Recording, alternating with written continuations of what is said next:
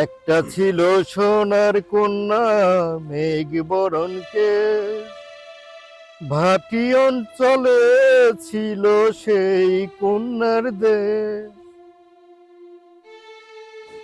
ওহ, এ জীবন কেন এত রং বদলায়, কখনো কালো মেঘ, কখনো ঝরাবে, কখনো প্রেমের আবেগে সে।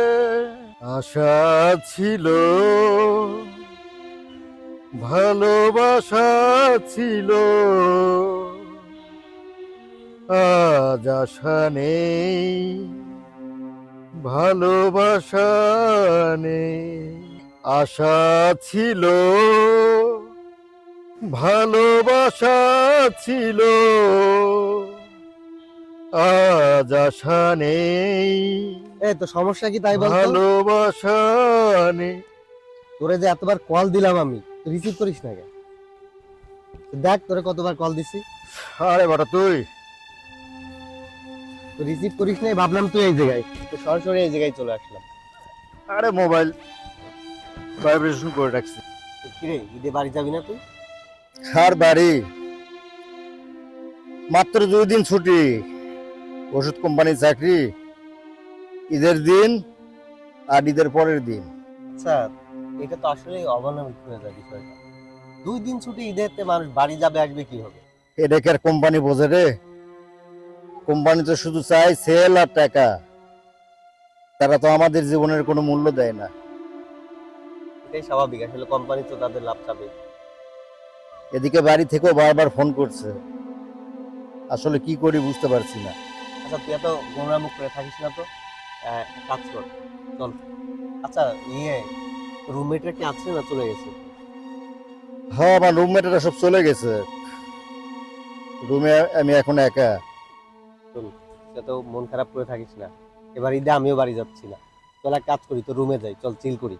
কি সিল করবি? এই ঈদের আগ মুহূর্তে এসব বাজে কাজ করবি? দাঁড়া, আসলে মায়ের কল দিই। মায়ের জন্য মনটা খারাপ লাগতেছে রে। এটা তো স্বাভাবিক। আচ্ছা, তুই মন খারাপ করে থাকিস না, তুই আন্টির সঙ্গে ভিডিও কলে একটু কথা বলিস, তাহলে আন্টিরও ভালো লাগবে, তোরও ভালো লাগবে। আর দাঁড়া, আমি তোফাজ্জেলের একটা কল দিই। এই তোফাজ্জেল, কই রে তুই? ও আচ্ছা, এক কাজ কর, তুই তোর হাতের কাজ শেষ করে একটা বোতল নিয়ে রাশাদের রুমে চলে আয়। আর বোতল কিনবো, টাকা কোথায় পাবো এখন? আচ্ছা শোন, তুই ম্যানেজ করে নিয়ে আয়, তুই আসলে আমি টাকা দিয়ে দিচ্ছি, সমস্যা নেই। তুই তো রাশাদের বাসা তো তুই চিনিস। আচ্ছা ঠিক চলে আছে। আয়। ওকে, ঠিক আছে। এইবার এই শুধু মালের কথা কইলি, এই মালের সাথে তো আরো কিছু লাগে, এই চানাচুর, সিগারেট, এইসব আমি তো সেরকম প্রস্তুতি নিয়ে আসিনি। ওইগুলো আমরা নিয়ে যাবো, তুই চল। মায়ের জন্য মনটা খারাপ লাগে। আমি বুঝতে পারছি তো, আমি কি বুঝি না এটা? আমার তো বাড়ি যেতে ইচ্ছা করে। চল, এবার গোমরা মুখে থাকিস না, ওঠ, চল বাসায় চল। পেঁচার মতো গোমরা মুখ করে থাকিস না তো, ওঠ। আচ্ছা ঠিক আছে, চল যাই, যা আছে জীবনে।